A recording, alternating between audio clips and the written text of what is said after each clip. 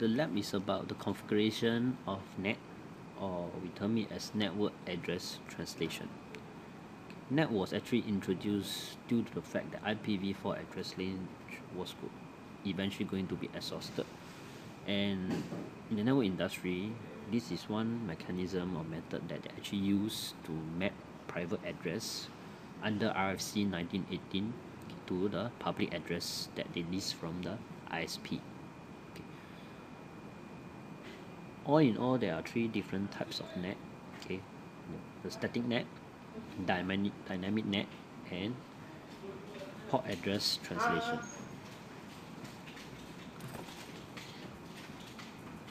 So what is static NAT? Okay, basically static NAT is about mapping of a single private address to a single public address. Okay, and this static NAT are most of the time used for equipment inside company network, such as server, okay, which are going to be accessed by the public. Dynamic NAT basically are mapping of several private address to several public address. Okay. There's a constraint to a dynamic NAT in the way that the translation is being done. Let's say you actually only list 5 public address from the ISP, and that is to mean that at any one time only 5 private address can be mapped or translated to the public address.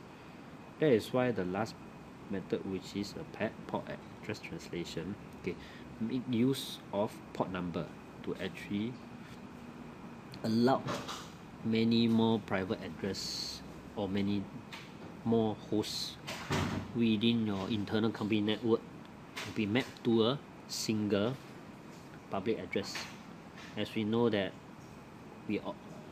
in a normal network, every single host will have more than 60 over 1,000 port numbers. You can see from this packet tracer activity that I've done, okay, on the left hand side, which I'm going to be simulating as a private network, and within this private network, okay, there is a server which is named as www.xyzcorpcorp.com, okay, which is going to be accessible from the public through the ISP, which you can see on the right hand side.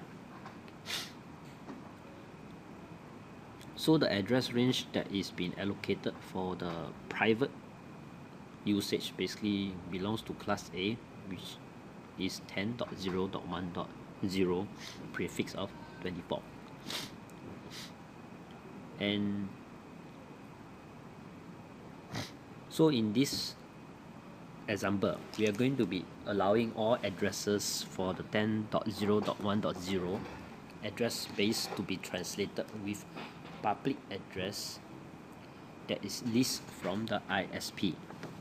And we can see that from the statement given, XYZ Corporation basically owns the 209.165.200.240 prefix of 29 address space that has been listed from the ISP. Okay. Additional requirement that is being stated, okay, that you are supposed to create a pool that make use of addresses .241 through 245, which is 5 address, okay, to be used for port address translation, okay, for the different numbers of hosts within your company network to be accessing the internet. And due to the fact that we are going to allow, okay, the server www.xyzcorp.com to be accessed by the public, we are going to be doing a static NAT that map XYZ Corp server, which is 10.0.1.10, okay, to the public address 209.165.200.246. So now we are going into the routers 1, okay, under config T. So let's commence with doing a static NAT. Okay. The command to do a static NAT is basically very simple. All the NAT network address translation configuration basically all start off with IP and AT. Okay, and followed by inside source. Okay, so whether is it a static NAT, a dynamic NAT, or a port address translation, all of them will always start off with IP NAT inside source.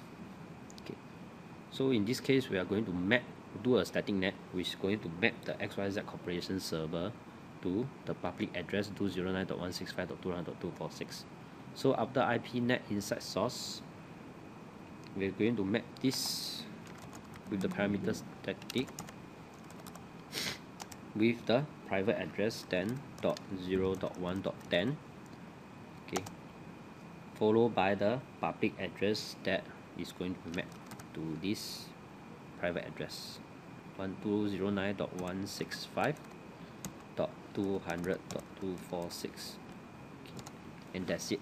Okay, you have actually configured a static NAT.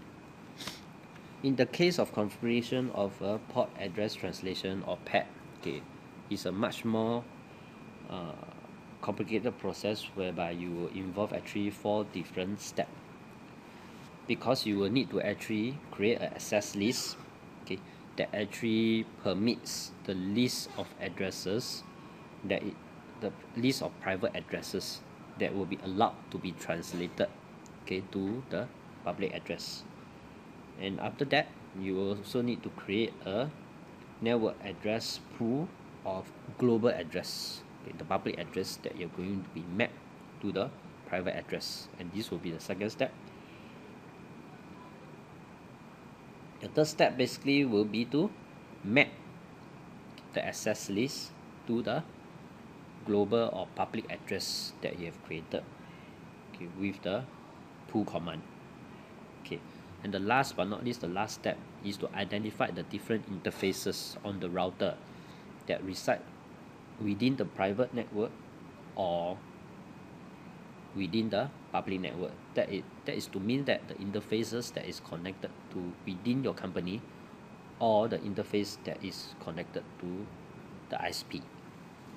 Let's start off with using. Now we are going to create, okay, the access list that is going to represent the list of private address that we are going to be able to be translated using NAT. So we start with IP access list standard and followed by the name of the access list that we're going to create, which is in this case we're going to make use of a list, and we're going to do the permit command to permit the list of private address, which is 10.0.1.0, followed by the wildcard mask 0.0.0.255, which is basically going to represent the prefix of 24. That means that the list of private address that will be able to be allowed to be translated into the public addresses.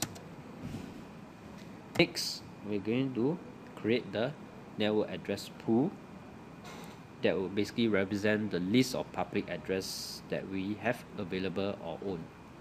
Okay. Basically, the command is ipnet pool, okay, and we are going to make use of the pool name XYZCORP to represent the list of public address.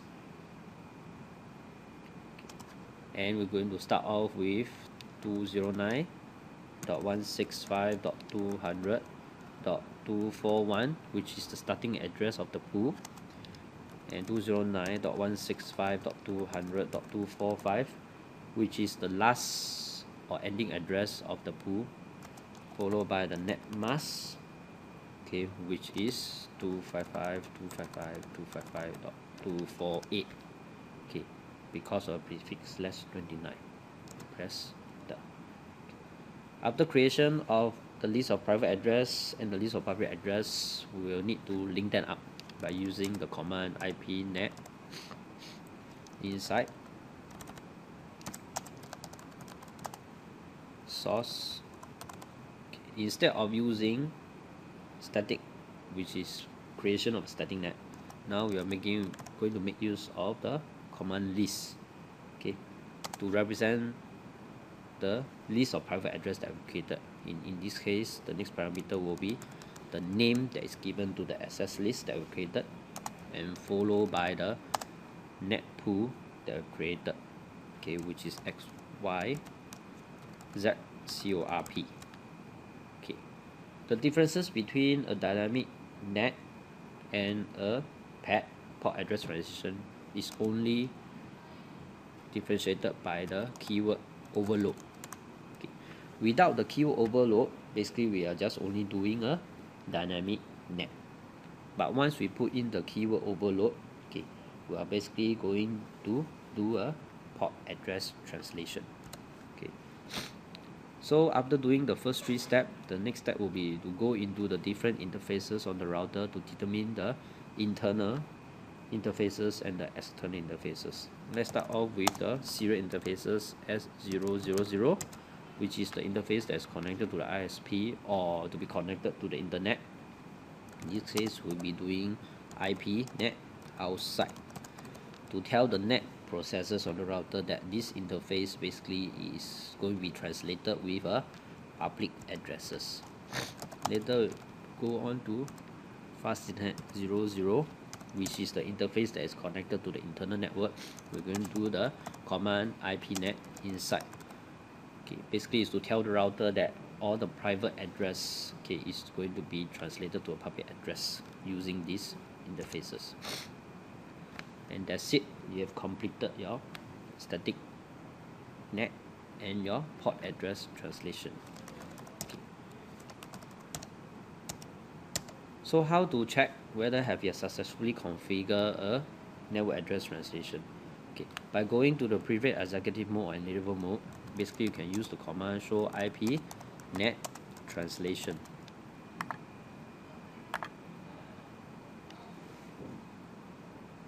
So you can see that from the show IP NAT translation command, we only see one single line, which is basically showing the static NAT that we have created for the server XYZ Corp 10.0.1.10 private address to be translated to the public address 209.165.200.246.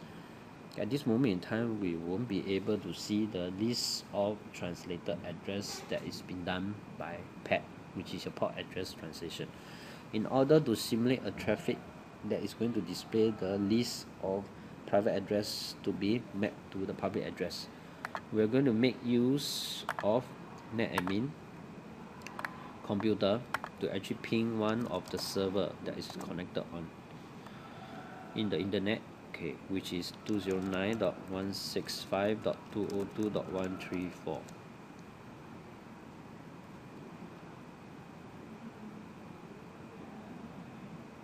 Okay, we're going to get some response, okay, and we're going to go back to the router again, okay, to do a show IPNet translation again. And you can see that we have successfully created, okay, the mapping of PAT. You can see that, okay, the address 10.0.1.20, which is the NetAdmin IP, has been successfully mapped to the public address 209.165.200.241 using port number 1, 2, 3, and 4, okay, to actually ping, okay, the external destination. Okay, and this basically concludes the lab configuration of doing static NAT and port address translation.